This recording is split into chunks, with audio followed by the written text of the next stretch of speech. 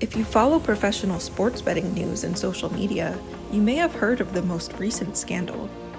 Bally's Atlantic City has unfairly targeted the well-known professional sports bettor, Spanky. Let's take a look into what happened.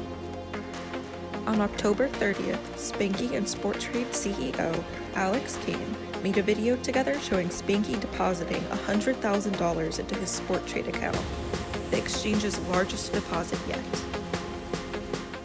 I'm Spanky and I'm here to deposit $100,000 at Sporttrade. We use Spank odds to look at the liquidity and we're pleased with how much we get down. There's no shot I'm getting kicked out. There's no shot I'm getting limited. On November 4th, just a few days after seeing this video, Bally sent Spanky a letter. The letter said, "As a state-licensed casino, Bally's Atlantic City is required to comply with all state and federal laws and regulations, including all federal anti-money laundering requirements. Pursuant to these requirements, Bally's Atlantic City periodically reviews the activity of the accounts of our patrons. After evaluating your account, Bally's Atlantic City management has decided that effective immediately, Bally's Atlantic City can no longer allow you to wager or conduct any transactions at our casino." In response to this letter, Spanky sent back bank statements and the required documents, but Bally's held their stance on the ban. The part where this gets crazy is that in order to legitimately open a sports book on an app in New Jersey, you must partner with a casino or a racetrack with a physical location to get the proper licensing to operate through them. So this means that Spanky cannot bet at Bally's or on Sporttrade now. They were initially going to let Spanky continue betting. However, Bally's threatened to take away Sporttrade's license if Spanky was not banned. We can see that their top priority is keeping a grudge against one single sports bettor. Well, aside from making sure that no one is changing in the restroom. I'll call this next segment things that Bally should care about more than one single sports bettor. Or bathrooms.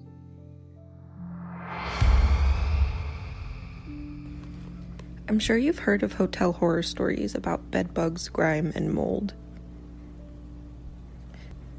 If you look at the TripAdvisor reviews of Bally's, it's certainly shocking. There have been many reports of bed bugs and roaches in the rooms. Bedbugs can be a serious problem, so it's important to be aware of the risks and take steps to prevent infestations. The first thing you should do at any hotel is to check for signs of bedbugs, and not to mention they are incredibly expensive to treat and get rid of in your home. There are so many reports and pictures of bedbugs leaving bite marks on the guests of Bally's Atlantic City. And this is not just a sporadic occurrence.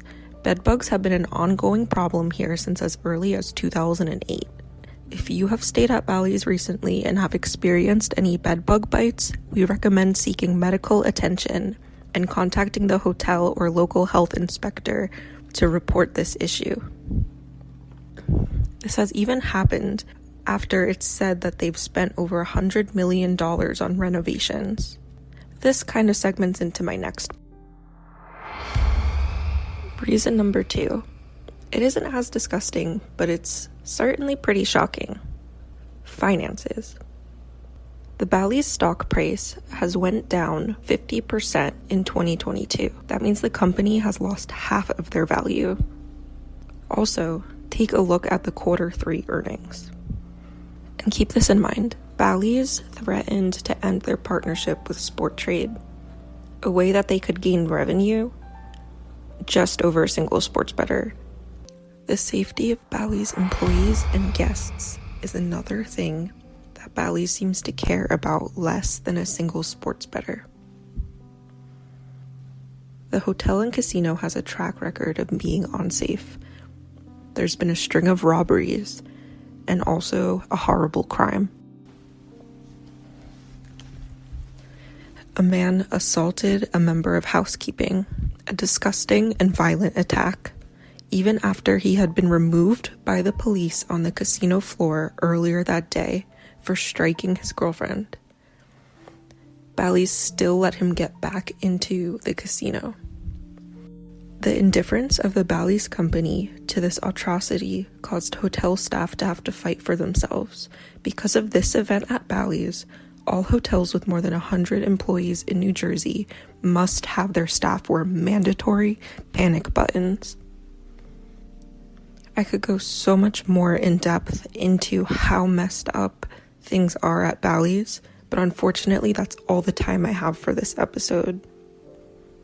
Remember, before you stay at any hotel, do your own research, read the reviews, and make sure to check for bugs and other hazards upon arriving to your room.